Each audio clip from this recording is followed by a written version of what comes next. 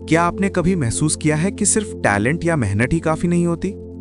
आप दिन रात मेहनत करते हैं, अपने काम में पूरी ईमानदारी और एक्सीलेंस दिखाते हैं, लेकिन फिर भी कोई और आपके आगे निकल जाता है। क्या कभी ऐसा हुआ है कि लोग आपको इग्नोर करते हैं, आपके आइडियाज चुराते हैं या आपके साथ खेल में धोखा करते हैं और आप बस चुपचाप देखते रह जाते हैं? क्या आपने कभी सही होने के बावजूद हार महसूस की है, क्योंकि ये खेल सिर्फ सही या गलत का नहीं बल्कि पावर और स्ट्रैटेजी का था? अगर आपका जवाब हाँ है, तो द 48 लॉज ऑफ पावर आपके लिए है। यह सिर्फ एक किताब नहीं है, यह पावर का मैनुअल है। यह आपको सिखाती है कि दुनिया में पावर कैसे काम करती है, लोग इसे कैसे खेलते हैं और आप कैसे इस खेल में सिर्फ खिलाड़ी नहीं बल्कि जीतने वाले बन सकते हैं। लेखक रॉबर्ट ग्रीन कहते हैं, दुनिया सिर्फ अच्छे लोगों के लिए नहीं है, यह स्ट्रॉन्ग, स्मार्ट और स्ट्रैटेजिक लोगों के लिए है।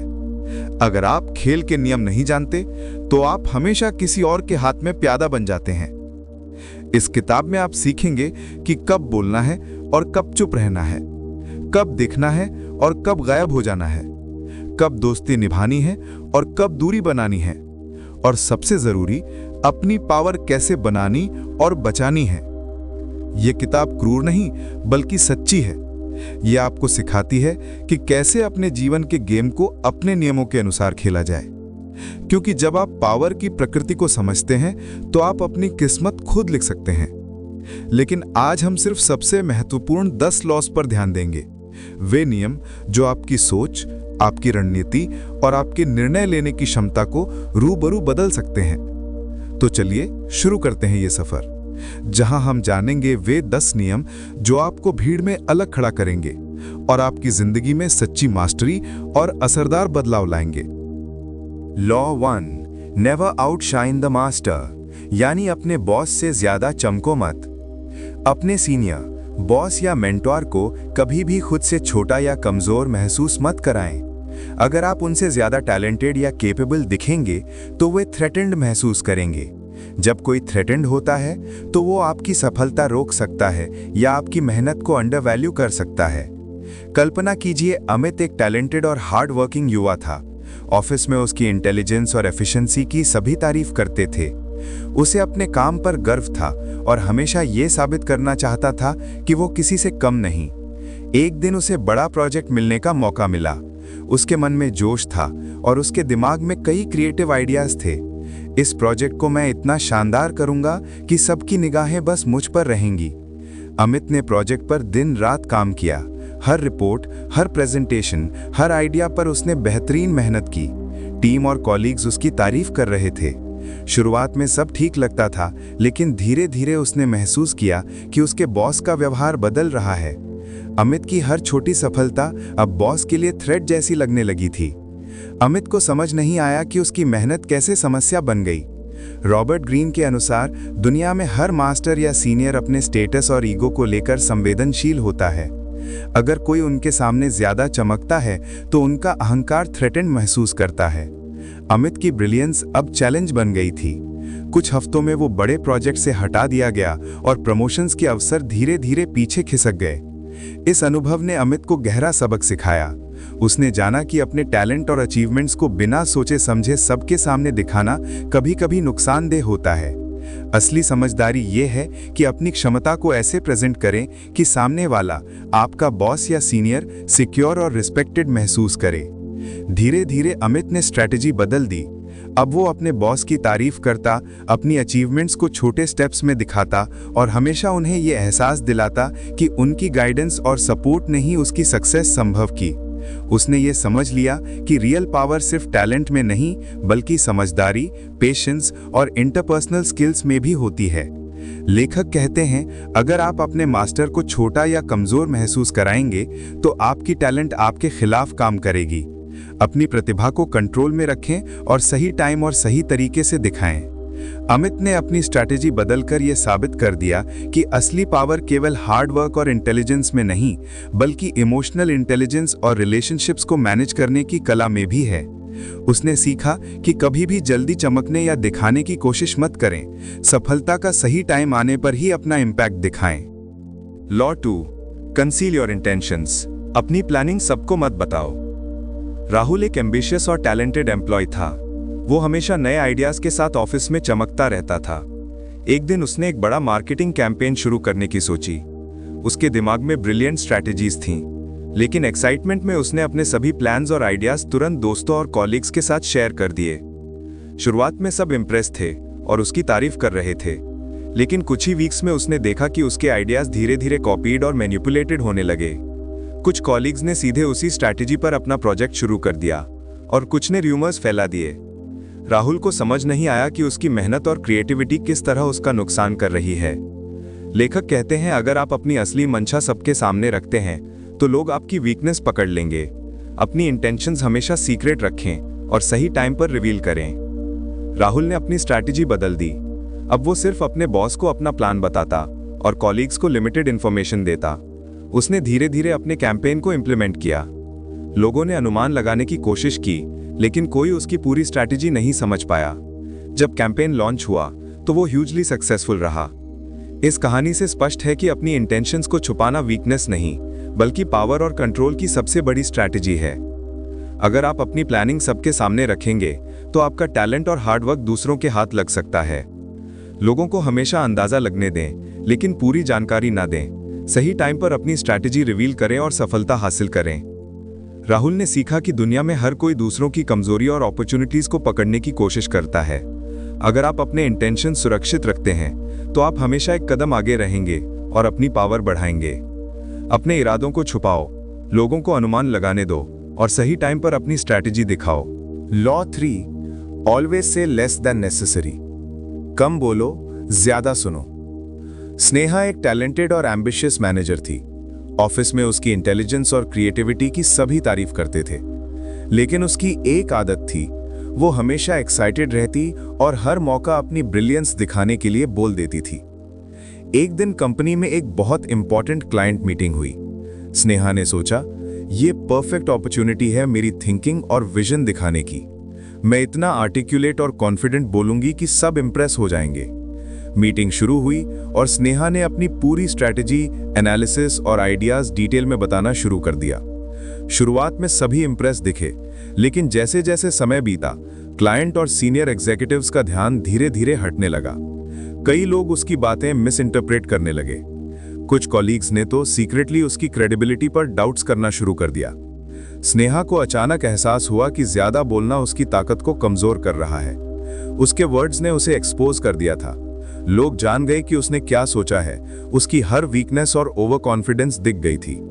रॉबर्ट ग्रीन कहते हैं, जब आप ज्यादा बोलते हैं तो आप अपने इंटेंशंस, वीकनेसेस और स्ट्रैटेजी को अननेसेसरीली रिवील कर देते हैं। साइलेंस में हमेशा पावर होती है। स्नेहा ने अपनी अप्रोच बदल दी। अब वो मीटिंग्स में हमेशा ऑब्जर्व और लिसन करती। वो दूसरों की बातों को ध्यान से सुनती, उनके पर्सपेक्टिव को समझती और केवल महत्वपूर्ण और केयरफुली चोजन वर्ड्स बोलती। उसने देखा कि उसके वर्ड्स का इम्पैक्ट पहले से कई गुना बढ़ गया।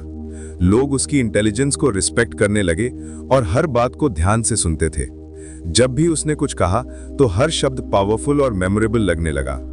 इसके अलावा स्नेहा ने यह भी सीखा कि कम बोलने का फायदा साइकोलॉजिकल भी है। साइलेंस से लोग आपकी मिस्ट्री और अथॉरिटी को महसूस करते हैं। लोग आपकी बातों को एंटिसिपेट करने लगते हैं। ज्यादा बोलने से लोग आपकी वीकनेसेस पकड़ सकते हैं। कम बोलने से आप हमेशा कंट्रोल में रहते हैं। एक छोटा एग्जाम्पल, स्नेहा ने नए मार्केटिंग स्ट्रैटेजी का प्रपोजल तैयार किया। पहले वो इसे पूरी टीम के सामने पूरी डिटेल में बताती। अब उसने केवल कोर आइडिया बताया और बाकी डिटेल्स धीरे धीरे इंप्लीमेंट की। लोग अनुमान लगाने लगे और क्यूरियोसिटी बनी रही। परिणाम, प्रपोजल बहुत पॉजिटिवली रिसीव हुआ और सभी इंप्रेस हुए, बिना कि कोई लूपहोल एक्सप्लॉइट कर सके। स्नेहा ने सीखा कि सच्ची पावर सिर्फ बोलने में नहीं, बल्कि सुनने और ऑब्जर्व करने में भी होती है। कम बोलो, ज्यादा सुनो और सही समय पर अपने शब्दों को रिवील करो। साइलेंस भी एक बहुत बड़ा वेपन है जो इंटेलिजेंस और कंट्रोल दोनों को बढ़ाता है। अपने शब्दों को सोच समझकर बोलो। साइलेंस आपकी सबसे बड़ी शक्ति बन सकती है। कम बोलो, ज्यादा सुनो और हर वर्ड का इंपैक्ट महसूस कराओ। Law 4, court attention at all cost. Attention खींचो। आरव एक युवा एंटरप्रेन्योर था। उसकी सोच बहुत इनोवेटिव थी, लेकिन शुरुआत में लोग उसे नोटिस नहीं कर रहे थे। वो अपने आइडियाज पर हार्ड वर्क करता, इनोवेटिव स्ट्रैटेजीज बनाता, लेकिन जैसे ही वो कहीं अपनी सफलता या क्रिएटिविटी दिखाने की कोशिश करता, लोग उसे इग्नोर कर देते। एक दिन उसे एहसास हुआ कि सिर्फ टैलेंट या हार्ड वर्क करना ही काफी नहीं है, विजिबिलिटी और अटेंशन भी बहुत जरूरी है। रॉबर्ट ग्रीन कहते हैं, यदि आप इनविजिबल रहेंगे तो आपकी प्रेजेंस इररेलेवेंट हो जाएगी। चाहे टैलेंट कितना भी एक्स्ट्राऑर्डिनरी हो, अगर कोई आपकी कोशिशों पर ध्यान नहीं देगा तो आपकी शक्ति यूजलेस है।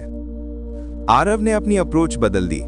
उसने समझा कि उसे अपने वर्क और अचीवमेंट्स को इस तरह प्रेजेंट करना है कि लोग ऑटोमेटिकली उसकी तरफ ध्यान खींचे। उसने सोशल मीडिया और नेटवर्किंग इवेंट्स में एक्टिवली हिस्सा लेना शुरू किया, अपने प्रोजेक्ट्स के छोटे छोटे अपडेट स्ट्रेटेजिकली शेयर किए, अपनी क्रिएटिविटी को सटली लेकिन कंसिस्टेंटली दिखाया। धीरे धीरे लोग उसके वर्क और आइडियाज पर ध्यान देने लगे।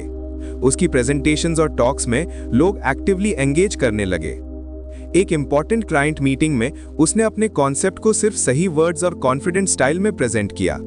लोग उसके आइडियाज से प्रभावित हुए और उसका स्टार्टअप सडनली स्पॉटलाइट में आ गया। इस लॉ हमें सिखाता है कि अटेंशन इज पावर। यदि आप अननोटिस्ड रहेंगे तो कोई भी आपकी एफर्ट्स को वैल्यू नहीं देगा। कभी भी मीडियोक्रिटी में ब्लेंड मत होइए। पॉजिटिव और स्ट्रेटेजिक अटेंशन हमेशा अपने एडवांटेज के लिए लेवरेज करें। आरव ने सीखा कि अटेंशन सिर्फ फ्लैम्बॉयंट होने से नहीं आती, इसे स्मार्ट स्ट्रैटेजी, टाइमिंग और सटल करिश्मा के साथ अट्रैक्ट किया जा सकता है। जब भी आप किसी प्रोजेक्ट, प्रेजेंटेशन या सोशल इंटरैक्शन में हो, सोचें, कैसे लोग मेरी तरफ ध्यान देंगे। छोटे जेस्चर्स, कॉन्फिडेंट प्रेजेंस और कंसिस्टेंसी हमेशा लोगों का ध्यान खींचते हैं। Visibility is power. खुद को अननोटिस्ड मत छोड़ो। अटेंशन खींचो, लेकिन स्ट्रेटेजिकली और wisely. Law 5, infection. Avoid the unhappy and unlucky. Negative लोगों से बचो। राधिका एक टैलेंटेड डिजाइनर थी। उसके करियर में हर दिन कुछ नया सीखने और ग्रो करने का मौका आता। उसके पास क्रिएटिव आइडियाज की कोई कमी नहीं थी और क्लाइंट्स उसकी वर्क की तारीफ करते रहते। लेकिन उसके कुछ क्लोज कॉलीग्स हमेशा नेगेटिव रहते थे। वे हर छोटी सक्सेस पर जेलस होते, हर नए आइडिया को क्रिटिसाइज करते और लगातार शिकायत करते कि हमारा लक ही खराब है, कोई चीज कभी सही नहीं होती। शुरुआत में राधिका ने सोचा कि वो उन्हें एनकरेज कर सकती है। वो अपनी एनर्जी और ऑप्टिमिज्म उनके साथ शेयर करती, उन्हें मोटिवेट करने की कोशिश करती। लेकिन धीरे धीरे राधिका ने नोटिस किया कि उसकी ओन एनर्जी ड्रेन होने लगी थी। उसके आइडियाज और क्रिएटिविटी ब्लॉक होने लगे। हर दिन उसका कॉन्फिडेंस थोड़ा थोड़ा कम हो रहा था। उसका एंथुजियाज्म फेड होने लगा। वो समझ गई कि उनकी नेगेटिविटी जैसे उसके मन और करियर में भी इन्फेक्ट हो रही थी। एक दिन उसने खुद से कहा, अगर मैं आगे बढ़ना चाहती हूं तो मुझे अपने एनवायरनमेंट पर कंट्रोल करना होगा। मैं अपनी एनर्जी और फोकस को वेस्ट नहीं कर सकती। उसने फैसला किया कि वो उन नेगेटिव लोगों से डिस्टेंस बनाएगी। राधिका ने अपने सर्कल में पॉजिटिव, एम्बिशियस और सपोर्टिव लोगों को रखने शुरू किया। उसने अपने गोल्स पर फोकस किया और अपनी अचीवमेंट्स का सेलिब्रेशन खुद में महसूस किया। धीरे धीरे उसने नोटिस किया कि उसकी क्रिएटिविटी और कॉन्फिडेंस वापस लौट आए। उसके वर्क में एनर्जी, एंथुजियाज्म और इनोवेशन की नई ज्वाला जल उठी। लेखक कहते हैं, emotional states are contagious, negativity spreads faster than positivity. यदि आप अनहैप्पी और अनलकी लोगों के क्लोज रहेंगे तो उनकी नेगेटिविटी आपके लाइफ और करियर में भी इन्फिल्ट्रेट कर जाएगी। राधिका ने यह समझ लिया कि सक्सेस सिर्फ स्किल और हार्डवर्क से नहीं आती। सही लोग और सही एनवायरनमेंट भी इक्वली इंपॉर्टेंट हैं। उसने अपने करियर को बदलने के लिए स्ट्रैटेजी बनाई, नेगेटिव लोगों से दूरी और पॉजिटिव लोगों के साथ अलाइनमेंट। अब राधिका हर दिन मोटिवेटेड रहती, हर चैलेंज को कॉन्फिडेंटली फेस करती और अपने ड्रीम्स की तरफ तेजी से बढ़ती। उसने सीखा कि नेगेटिव लोग आपकी ग्रोथ के लिए हमेशा खतरा होते हैं। Negativity is infectious. अपने सर्कल को वाइजली चुनो, पॉजिटिव और सपोर्टिव लोगों के साथ रहो और अपनी एनर्जी को कभी वेस्ट मत होने दो। Law 6, crush your enemy totally. दुश्मन को पूरी तरह खत्म करो।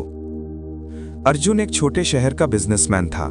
उसके पास एक छोटा सा कैफे था, लेकिन धीरे धीरे उसका बिजनेस ग्रो करने लगा। तभी शहर में एक बड़ा कॉम्पिटिटर आया। वो कैफे के सामने ही अपनी दुकान खोल देता। और कस्टमर्स को अट्रैक्ट करने के लिए डिस्काउंट्स और फ्लैशी मार्केटिंग करता। शुरुआत में अर्जुन ने सोचा कि वो सिर्फ अच्छा काम करके सरवाइव कर लेगा। वो क्वालिटी मेंटेन करता रहा और अपने रेगुलर कस्टमर्स पर फोकस करता रहा। लेकिन कॉम्पिटिटर लगातार उसके बिजनेस को प्रभावित करता रहा। धीरे धीरे अर्जुन के प्रॉफिट्स कम होने लगे। लेखक कहते हैं, अ partially defeated enemy will recover and seek revenge. यदि आप अपने एनिमी को पूरी तरह नहीं खत्म करेंगे तो वो फिर से आपके रास्ते में आएगा। अर्जुन ने यह सबक सीखते हुए स्ट्रैटेजी बदली। उसने कॉम्पिटिटर को पूरी तरह मार्केट से हटाने का प्लान बनाया। उसने नए इनोवेटिव ऑफर्स, लॉयल्टी प्रोग्राम्स और अग्रेसिव मार्केटिंग शुरू किया। साथ ही उसने अपनी कैफे की ब्रांड इमेज और सर्विस को अनबीटेबल बना दिया। कुछ महीनों में कॉम्पिटिटर को रियलाइज हुआ कि वो अर्जुन का मुकाबला नहीं कर सकता। उसकी दुकान धीरे धीरे बंद हो गई और अर्जुन का कैफे शहर में सबसे पॉपुलर बन गया। इस कहानी से यह स्पष्ट होता है कि लॉ 15 सिर्फ फिजिकल या लिटरल फाइट के लिए नहीं है। यह स्ट्रैटेजी, प्लानिंग और डिसाइसिवनेस की बात है। यदि आप अपने अपोनेंट को सिर्फ थोड़े स्टेप्स पीछे हटाते हैं तो वो फिर से वापस आकर आपको चैलेंज करेगा। पूरी तरह डोमिनेंस एस्टैब्लिश करना जरूरी है। साफ, डिसाइसिव और इररिवर्सिबल एक्शन। अपने एनिमी के रिसोर्सेज, इन्फ्लुएंस और पावर को खत्म करना ही लॉन्ग टर्म सिक्योरिटी देता है।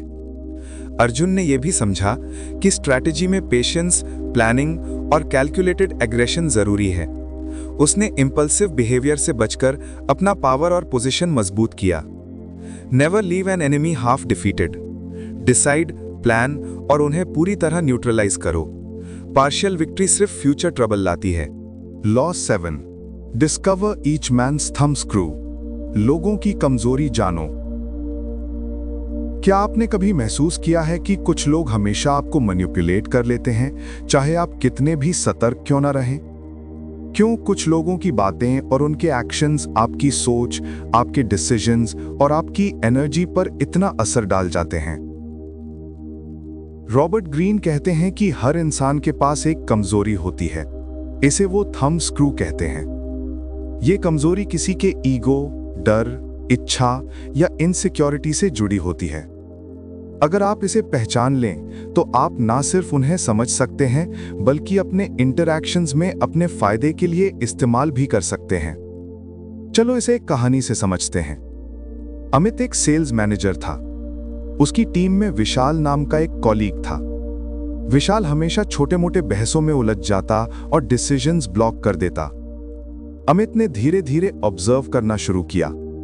उसने नोटिस किया कि विशाल सबसे ज्यादा तब गुस्सा करता है जब उसके ईगो को चैलेंज किया जाता है। छोटे से कमेंट या उसे इग्नोर करना भी उसकी चिड़चिड़ाहट बढ़ा देता था। अमित ने अपनी स्ट्रैटेजी बदल दी। उसने विशाल के सामने उसके ईगो को सटली रिस्पेक्ट देना शुरू किया। उसकी आइडियाज और कॉन्ट्रीब्यूशंस को एक्नॉलेज किया। लेकिन जरूरत पड़ने पर उसने अपने पॉइंट्स भी स्मार्टली साबित किए। कुछ समय बाद विशाल धीरे धीरे कोऑपरेट करने लगा। उसकी रेजिस्टेंस खत्म हो गई। अमित ने बिना किसी कॉन्फ्रंटेशन के अपनी जीत हासिल की।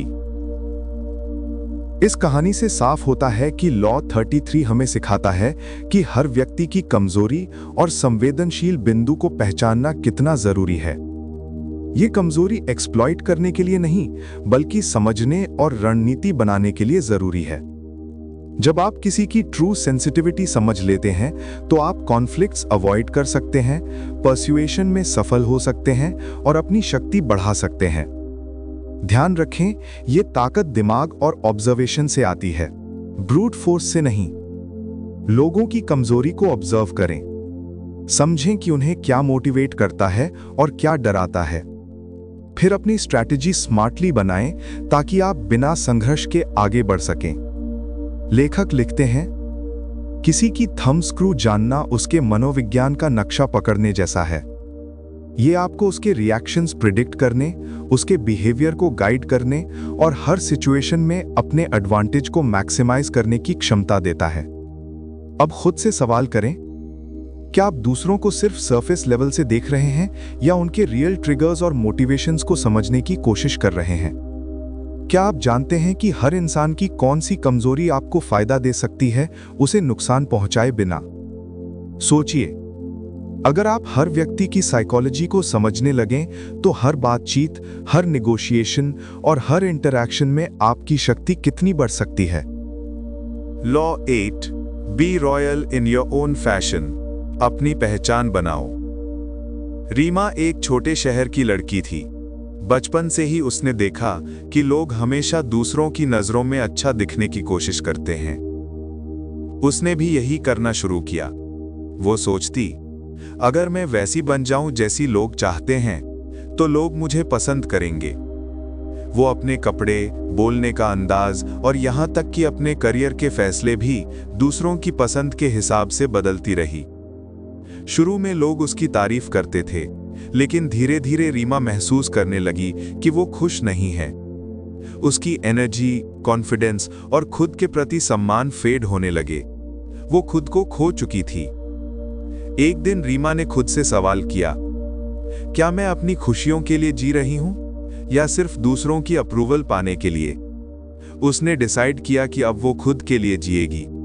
उसने अपने यूनिक स्टाइल, चॉइसेस और विजन को अपनाना शुरू किया। उसने अपनी क्रिएटिविटी और ओपिनियंस को बिना किसी डर या दूसरों की राय के एक्सप्रेस किया। लेखक कहते हैं, अपने तरीके से महान बनो।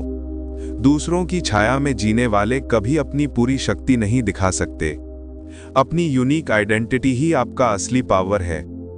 रीमा ने धीरे धीरे नोटिस किया कि लोग उसे ऑथेंटिक और कॉन्फिडेंट मानने लगे। उसकी इंडिविजुअलिटी ही उसकी सबसे बड़ी ताकत बन गई।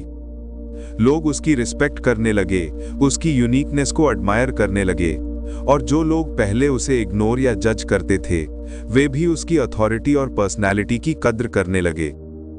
इस कहानी से यह साफ होता है कि लॉ 34 सिर्फ स्टाइल या अपीयरेंस के बारे में नहीं है।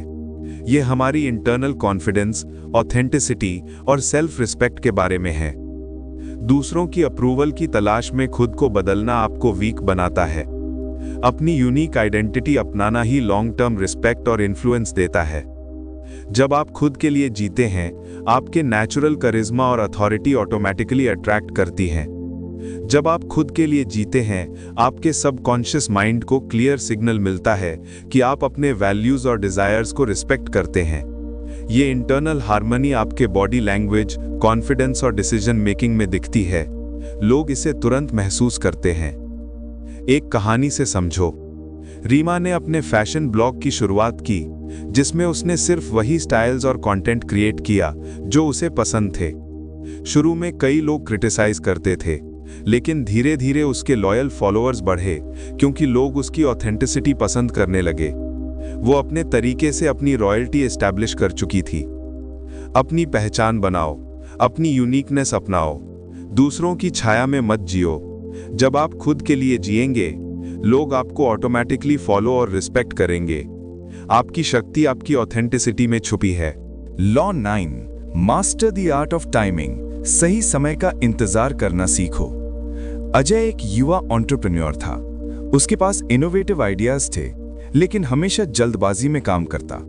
कोई नया प्रोजेक्ट शुरू करना हो या किसी अपॉर्चुनिटी को पकड़ना, वो तुरंत रिएक्ट कर देता, बिना सोच विचार किए। शुरुआत में उसे लगता था कि स्पीड ही सक्सेस का सीक्रेट है, लेकिन धीरे धीरे उसने नोटिस किया कि उसके कई फैसले गलत साबित हो रहे थे। किसी डील में जल्दबाजी ने उसे प्रॉफिट नहीं बल्कि लॉस दिलाया। किसी मीटिंग में इंपल्सिव बिहेवियर ने उसके क्लाइंट को नाराज कर दिया। लेखक कहते हैं, time is the ultimate power. Knowing when to act and when to wait is more important than acting hastily. समय ही परम शक्ति है। ये जानना कि कब कार्य करना है और कब प्रतीक्षा करनी है, जल्दबाजी करने से ज्यादा महत्वपूर्ण है। अजय ने डिसाइड किया कि अब वो सिचुएशन को ऑब्जर्व करेगा, पेशेंस सीखेंगे और सही मोमेंट का इंतजार करेगा। उसने अपने छोटे प्रोजेक्ट्स में टाइमिंग की प्रैक्टिस शुरू की। एक बड़ी अपॉर्चुनिटी आई। एक इन्वेस्टर ने उसकी स्टार्टअप में इन्वेस्ट करने का ऑफर दिया। पहले वो तुरंत हाँ कहने वाला था, लेकिन अब उसने कामली सिचुएशन एनालाइज की। इन्वेस्टर की प्रायोरिटीज क्या हैं? मार्केट कंडीशन इस समय कैसे हैं? क्या कंपटीशन का समय सही है? कुछ दिनों के ऑब्जर्वेशन और डिस्कशन के बाद उसने डील फाइनलाइज की। इस बार न सिर्फ उसके प्रॉफिट्स डबल हुए, बल्कि इन्वेस्टर भी इंप्रेस हुआ कि अजय ने स्मार्ट और टाइमली डिसीजन लिया। इस लॉ से ये सिखाता है कि सही समय का ज्ञान किसी भी एक्शन से ज्यादा महत्वपूर्ण है। किसी भी डिसीजन या एक्शन में जल्दबाजी करना आपके एफर्ट्स को वेस्ट कर सकता है। पेशेंस और ऑब्जर्वेशन आपकी ट्रू पावर बढ़ाती हैं। सही टाइम पर सही मूव करना आपको लॉन्ग टर्म एडवांटेज देता है। जब आप सही टाइम का इंतजार करते हैं, आपका माइंड अधिक अलर्ट और स्ट्रेटेजिक होता है। आप इंपल्सिव डिसीजन से बचते हैं और सिचुएशंस का पूरा फायदा उठाते हैं। एक कहानी से समझो। अजय की स्टोरी बताती है कि किसी भी बिजनेस डील या पर्सनल डिसीजन में पेशेंस ही आपकी सबसे बड़ी एलाई है। जल्दी में की गई एक्शन अक्सर रिग्रेट देती है, लेकिन सही टाइम पर किया गया मूव गेम चेंजिंग साबित होता है। कभी भी जल्दबाजी मत करो, ऑब्जर्व करो, समझो और सही समय का इंतजार करो। सही मोमेंट आने पर आपका एक्शन मैक्सिमम इंपैक्ट देगा। टाइमिंग को मास्टर करना ही असली पावर है। लॉ 10, अज्यूम फॉर्मलेसनेस, यानी लचीले बनो।